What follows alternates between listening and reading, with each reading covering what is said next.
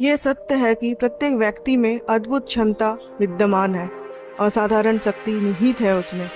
आवश्यकता इस बात की है कि वो उस शक्ति को पहचाने, उसे जागृत करे और तब उस कार्य शक्ति को अपनाए जिसके बल पर अपने लक्ष्य की ओर बढ़ सकता है। उसकी ये शक्ति ही उसके भाग्य को बदलने के लिए पर्याप्त है। तो आइए आगे बढ़ने से पहले वीडियो को लाइक और चैनल को सब्सक्राइब ज़रूर कर दें।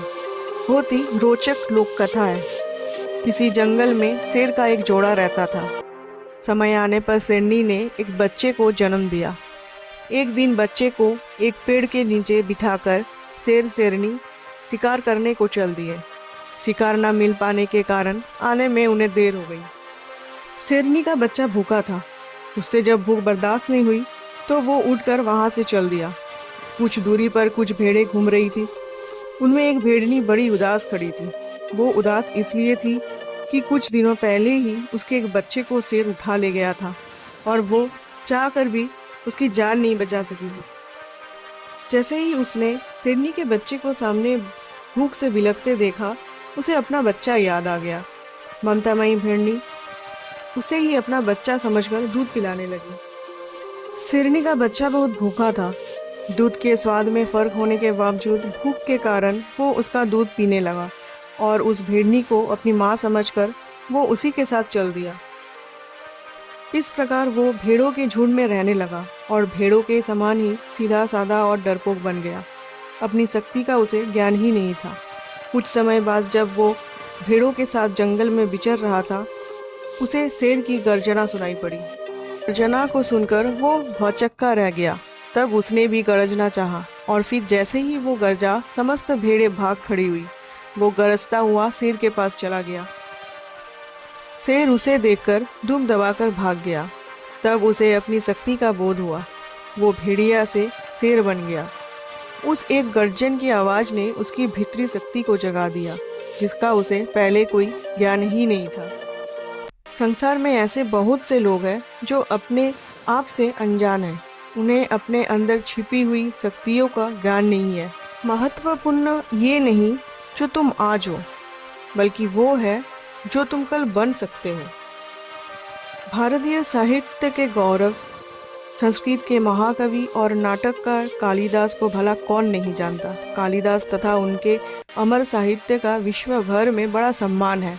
किंतु कितने आश्चर्य की बात है कि युवावस्था को पार कर विवाह करने तक कालिदास को पठन पाठन एवं लेखन का कोई ज्ञान ही नहीं था। वो नितांत विद्याहीन थे। उन्होंने किसी प्रकार की कोई विद्या ग्रहण ना की थी। उनका विवाह विद्योत्तमा नाम की एक राजकन्या से हुआ था।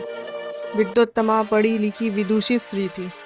विवाह के समय तक विद्योत्तमा को कालिदास के विषय में पता नहीं था।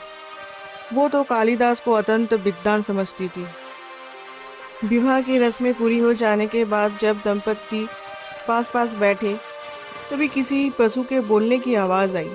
विद्योत्तमा ने कालिदास से पूछ लिया कि ये कौन बोल रहा है।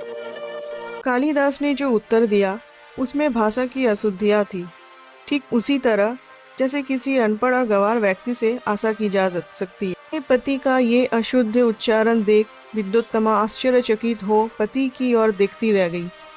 उसे समझते देर ना लगी कि कालिदास पढ़ा लिखा नहीं है। इससे विद्योत्तमा को बड़ी निराशा हुई, किंतु उसने उस अवसर पर बड़े धैर्य के साथ काम लिया। उसने शांत पर दृढ़ शब्द में पति से कहा, स्वामी तुम जाओ और विद्या ग्रहण करो और विद्वान बनकर ही यहाँ लौटना। पत्नी द्वारा कहे इन शब्दों को सुनकर कालिदास की प्रक्षुब्ध शक्तियाँ जाग उठी। पत्नी का एक एक शब्द मानो कालिदास के लिए प्रकाश स्तंभ बन गया। वो पत्नी के कहे अनुसार विद्या ग्रहण के लिए चल दिए। अपने परिश्रम और आत्मविश्वास के बल पर उन्होंने इतनी उन्नति की कि संस्कृत में उनके आगे कोई विद्वान टिक नहीं सका। आज सारा विश्व उन्हें संस्कृत के पंडित, महाकवि और नाटककार के रूप में सम्मान देता है। ऐसे ही दोस्तों, हम सभी मनुष्य में एक अद्भुत शक्ति है जिसे ना हम कभी जान पाए हैं और ना ही जानने की कोशिश करते हैं। अगर आपने कोई सपना देखा है तो उसे पूरा करने के लिए जी जान लगा दीजिए और ठान लीजिए कि चाहे कुछ भी हो जाए, मुझे इसे पूरा करना ही है। धन्यवाद दोस्तों वीडियो के अंत तक रहने के लिए। ऐसे और भी वीडियोस के लिए चैनल को सब्सक्राइब ज़रूर कर दें।